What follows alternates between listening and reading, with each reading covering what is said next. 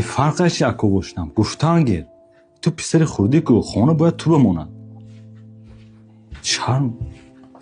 سلام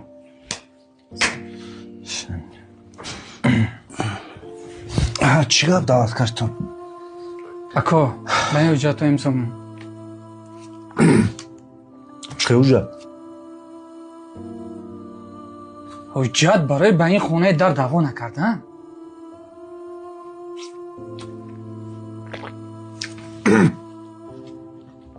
چیا من نمیفهمم این ممکنه خیلی چی گپ این اکو خفه نشو شهرت کاری درست میکند در یک حالی 42 نفر زندگی میکند من هم برای همین کوچیده رفتم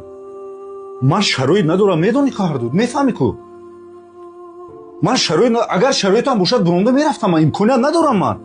کدام کلقیم خیلی فکر کردی حاضر تو برای من فرق نداره شرایط داری یا نداری این دفعه قانونی حل میکنیم خونه خالی کن 2 روز مهلت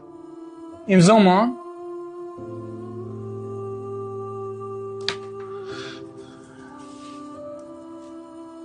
من هیچ باور نداشتم که دادرای خودم منه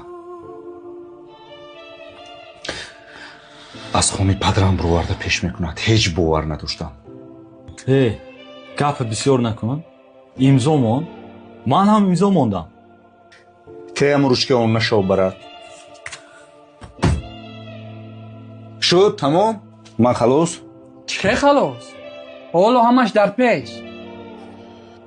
نفهمیدم چه امضا کردم تمام خدا رحمتی پدرم پیش از مرگشون وصیت کرده بودن که ما با هم باشیم متحد شویم من و شهرت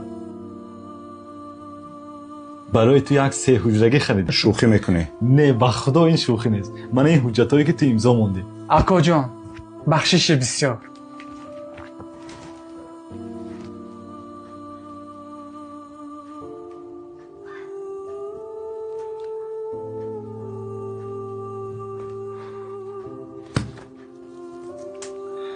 حوزی من اردو تایکو